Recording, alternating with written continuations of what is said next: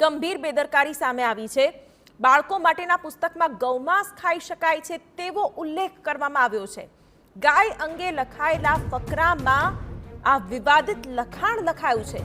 ગાય માતાનું અપમાન થતા વાલીઓ અને હિન્દુ સંગઠનોએ આ અંગે વિરોધ કર્યો છે।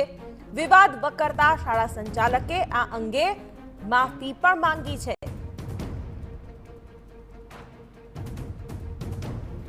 ત્યારે ગાય માતાનું અપમાન કરતા શબ્દો જે બાળકોના પાઠ્યપુસ્તકમાં લખવામાં આવ્યા છે ખૂબ જ ગંભીર આ બેદરકારી કહી શકાય, જેમાં ગાંધીધામની ગોએન્કા શાળાની આ ગંભીર બેદરકારી છે, જેમાં બાળકોને ગૌમાંસ ખાઈ શકાય છે તેવો પાઠ ભણાવવામાં આવ્યો છે। ખૂબ જ ગંભીર આ બેદરકારી ચોક્કસથી કહી શકાય। અંગ્રેજીમાં લખાયેલો આ ફકરો કે જેમાં ગાય વિશે આ પ્રકારના શબ્દો લખવામાં આવ્યા છે।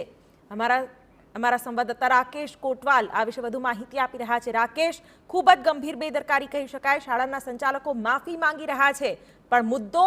ખૂબ ગંભીર।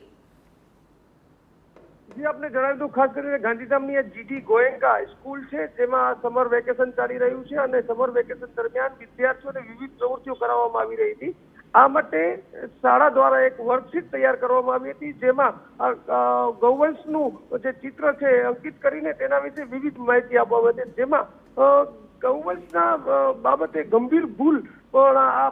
અંગ્રેજીના ફકરામાં જોવા મળી હતી। આ બાબત આજે સામે આવતા જ સનાતન સમાજના યુવાનો સ્કૂલ સંચાલકો પાસે પહોંચ્યા હતા અને રોષપૂર્ણ ફરિયાદ કરી હતી। જોકે સ્કૂલના સંચાલકો દ્વારા આ બાબતે તત્કાળ માફીપત્ર જાહેર કરવામાં આવ્યું છે અને હાલ આ બાબતે સનાતન સમાજના યુવાનો દ્વારા આગળ શું પગલાં ભરી શકાય તે અંગેની કાર્યવાહી અંગે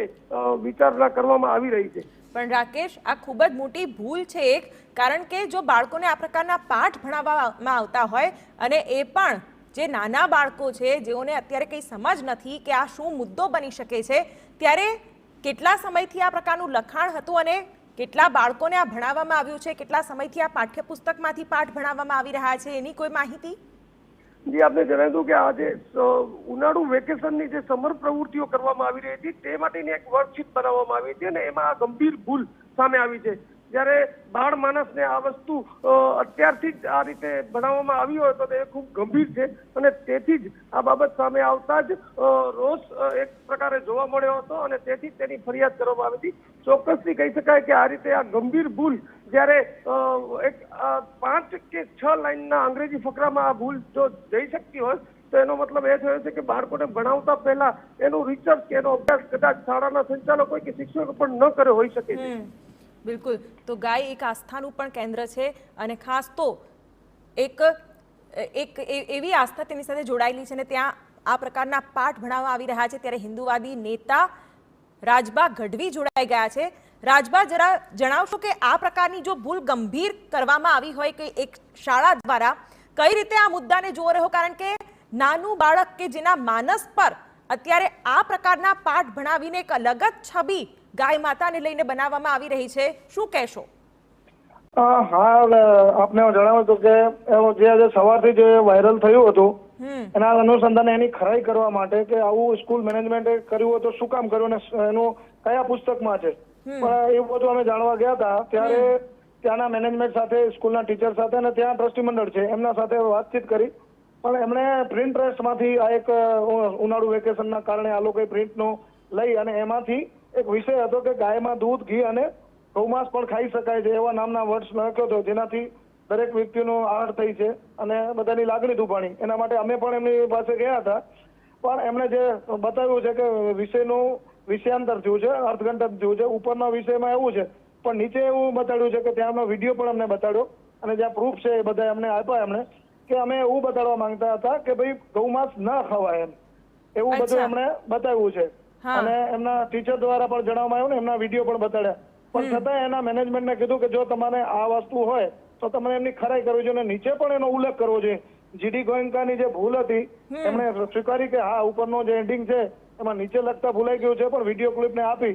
એ બરોબર છે, પણ એમણે જે લખ્યું છે એ યોગ્ય નહોતું એટલે એની ખરાઈ કરી અને એમણે માફી પણ માંગી હતી। બિલકુલ, ખાસ તો રાજભાભાઈ એ પણ જાણવા માંગીશું કે જે રીતે આ લખાણ લખવામાં આવ્યું છે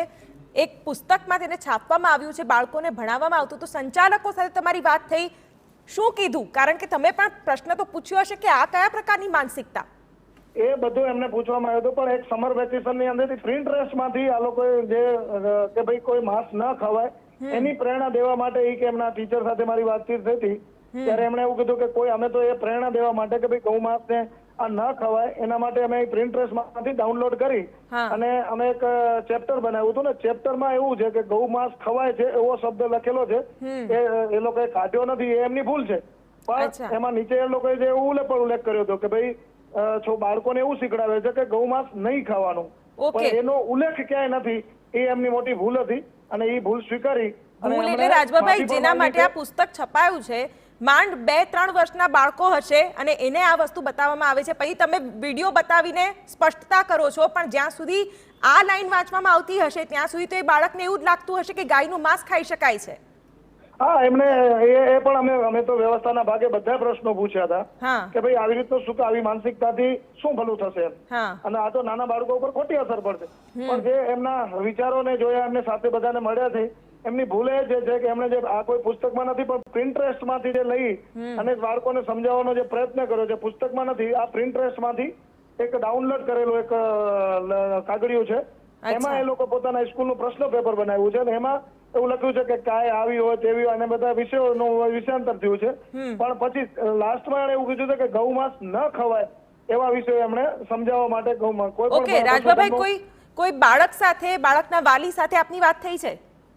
ના, બાળકના વાલીઓ સાથે વાત નથી થઈ, પણ જે અમને ફરિયાદ આવી હતી એના ફરિયાદ અનુલક્ષી અમે આની ખરાઈ કરી હતી અને એમ અનુસંધાન એમણે ખુદે માફી પણ માંગી. અચ્છા, માફી માંગવાથી આ પૂરું થઈ જશે રાજભાભાઈ કે આગળ તમે રજૂઆત કરવાના છો? ના, એમાં એવું છે કે જ્યાં સુધી ના વિડીયો જે સ્કૂલના એમાં શું છે, આ પ્રાઇમરી નર્સિંગ જેવી સ્કૂલ હોય છે કે જેમાં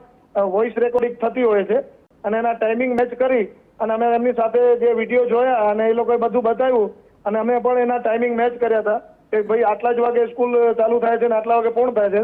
એના અનુસંધાને જે વિડીયોમાં બતાડ્યા છે તો એમાં એમણે ક્યાંય ગૌમાંસ ખવાય છે એવો ઉલ્લેખ ન કર્યો અને એમણે ગૌમાંસ ન ખાવું જોઈએ અને કોઈ પણ પશુની હત્યા ન કરવી જોઈએ અને એનું પણ માંસ ન ખાવું જોઈએ એવો વિડીયો અમને બતાડ્યો અને એનું જે વોઇસ ક્લિયરિટીની અંદર અમને સંભળાય છે, એટલે અમે આમાં આગળ કોઈ ફરિયાદ નથી કરતા. અને ખાલી તો પણ જે આગળ જે લખાઈ ગયું છે કે ગૌમાંસ ખવાય એવા શબ્દોનો પ્રયોગ થયો છે એના માટે સ્કૂલ મેનેજમેન્ટે માફી માંગી છે અને આવનારા દિવસોમાં ક્યાંય આવી ભૂલ નહીં થાય એની બાંયધરી આપી છે. બિલકુલ રાજભાભાઈ, એક ગૌસેવક તરીકે તમને પણ આ શબ્દો, આ લખાણ એનાથી તકલીફ થઈ હશે અને એવા તમામ જે ગાય ભક્તો છે કે જેમને ગાયમાં આસ્થા છે, ત્યારે સવાલ સંચાલકો સામે થાય, આ જે લખાણ છે એને પ્રિન્ટ કરવાવાળા લોકો પ્રત્યે પણ એ સવાલ થાય કે શા માટે લોકોની આસ્થા સાથે, ભલે પછીની સ્પષ્ટતા એ અલગ વાત છે, પણ અત્યારે જે દેખીતી વસ્તુ છે એ ખરેખર આહત કરનારી છે. બિલકુલ આપની વાત સાચી છે અને અમારી આહત તો થાય કારણ કે અમે છેલ્લા વર્ષોથી ગૌવંશને બચાવવાના પ્રયત્ન કરતા હોઈએ છીએ અને ગુજરાત રાજ્યની અંદર બેન્ડ છે, જે વસ્તુ બેન્ડ છે એ વિશેનું સમજાવવું હોય તો એને ક્લિયરિટી કરવી જોઈએ કે એના તરત નીચે જ લખવું જોઈએ કે આ વિષય છે, પણ એમણે જે મૌખિક સમજાવ્યું છે અને ઉપર જે લખેલું છે એનાથી અમારી પોતાની પણ ભાવનાઓ દુભાણી હતી. એના જ કારણે સર અમે તેમના ત્યાં ખરાઈ કરવા ગયા હતા અને આ એમણે ન કરવું જોઈએ અને આવું કરવાથી બાળકો ઉપર પણ ખોટી અસર પડતી હોય છે. રાજભાભાઈ, આપણે તો કેટલાક ડાયરાઓ કરીએ છીએ કે જેથી ગૌ માતાની સેવા કરી શકાય, ત્યારે આ રીતનું લખાણ આવનારા દિવસોમાં કોઈ લખે જ નહીં અને કોઈ પણ પ્રકારની ગેરમાન્યતા કે એને લઈને સ્પષ્ટતા આપવી પડે એવી જરૂર પડે, એ પણ રોકવું જરૂરી છે. બિલકુલ આપની વાત છે ને, એ પણ વિદ્યાના કેન્દ્રની અંદર તો આવું બધું ન જ થવું જોઈએ કે જ્યાંથી નાના બાળકો શીખીને આખું ભારતનું ભવિષ્ય નક્કી કરતા હોય છે